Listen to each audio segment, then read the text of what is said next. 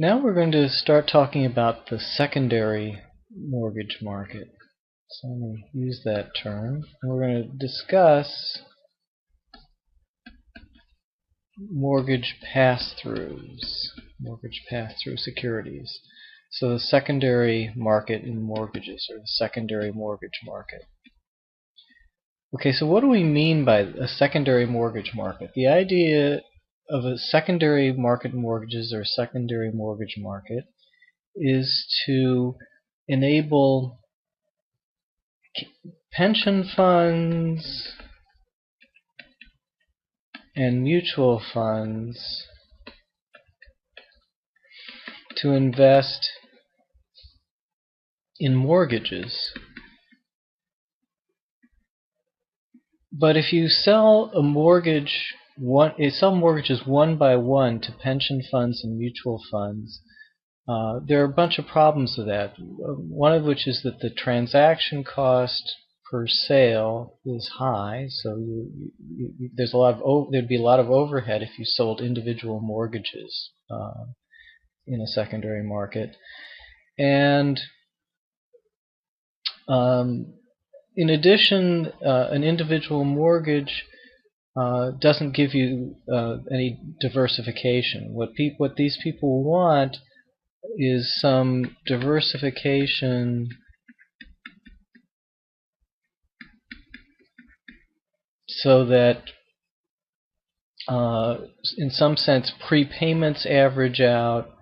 I guess that's the main thing, so that the rate at which the mortgages prepay average out, because some mortgages are going to pay out after 3 years, another might stay in the house for 20 years, and what you want is some sort of predictable average performance, not be idiosyncratic depending on which borrower you happen to have. So you want some diversification with respect to prepayment. So one thought for creating this secondary market would be to have the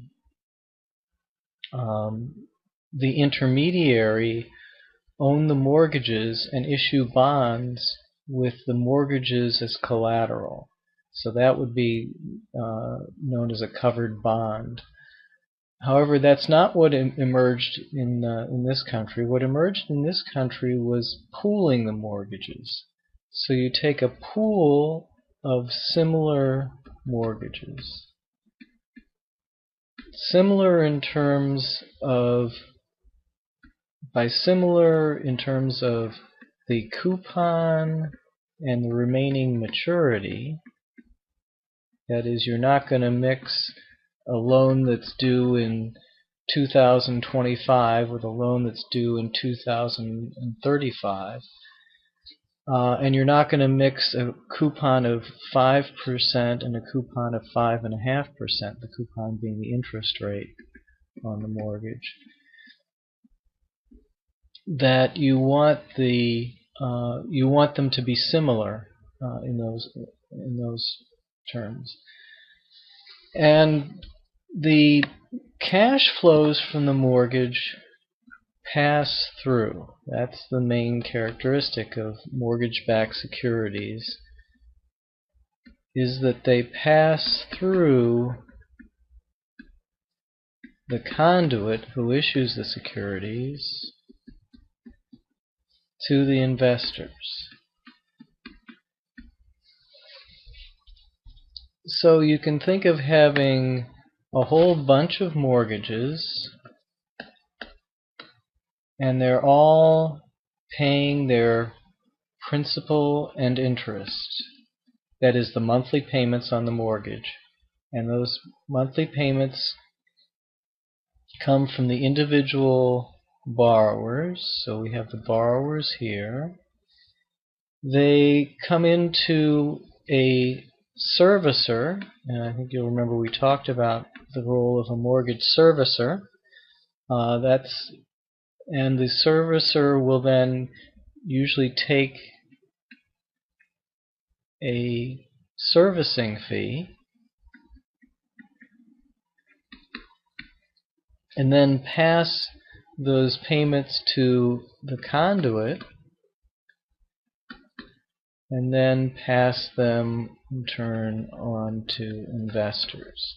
So the typical conduits have been Freddie and Fannie. Freddie Mac and Fannie Mae have played that role as mortgage conduits.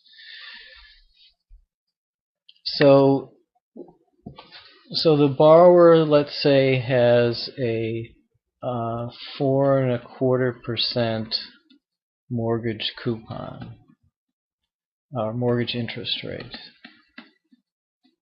I'll use that term. And let's say that the servicing, so the servicer might take out 20 basis points. So that leaves 4.05% in interest, plus whatever principal would be due that month, would then be passed through to the conduit. Let's say the conduit takes another 25 basis points. So that would leave 3.80% payable to investors. Now in practice, what investors typically want are round coupons. So they might want something like, they would either want 3.75% or 4.0%. They wouldn't want this 3.80%. So the way you get to round coupons is something called a buy up or buy down. That is, the conduit will pay, let's say that the interest rate is 4.25%, which is more than, and you're going to put it into a 3.75% security. Well, the 4.25% interest rate is a bit higher than what's needed, and so the conduit would sort of buy down that interest rate.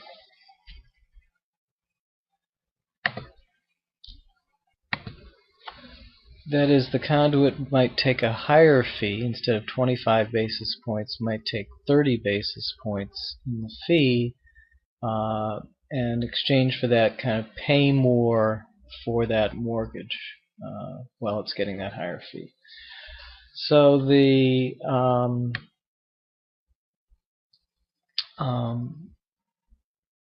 net result is that you get a whole bunch of different mortgages paying in all their principal and interest payments, and then after you take out the servicing fee and the conduit's fee, the investors get all the remaining cash flows. They get the principal and interest.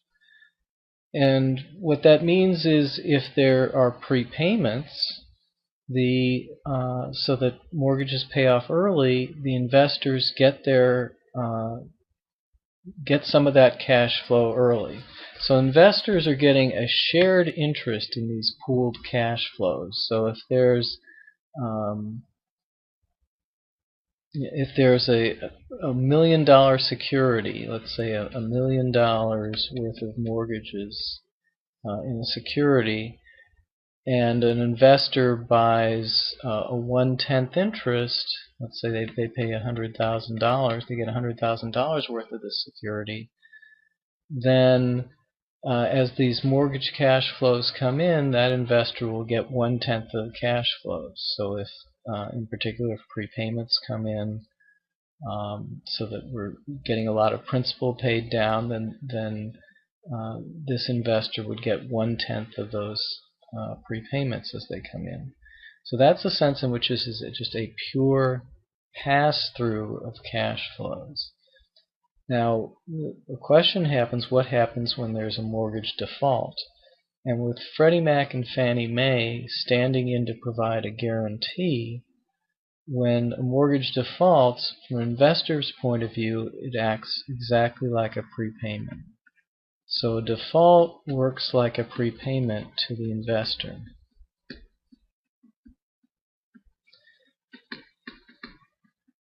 So what happens is the mortgage is pulled from the pool. The mortgage goes out of the pool.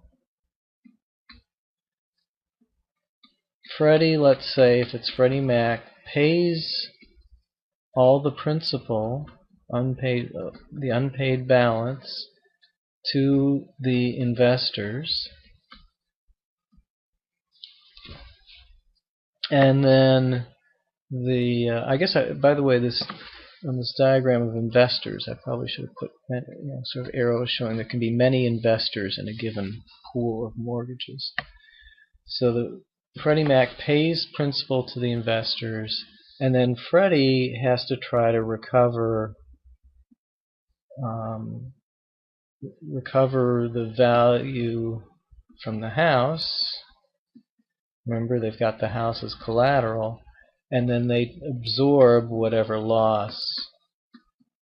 Yeah, so mortgages can default, but investors, Freddie Mac or Fannie Mae security, don't suffer from that mortgage default. It would come out of Freddie and Fannie's loss reserves and out of their capital and profits and so on.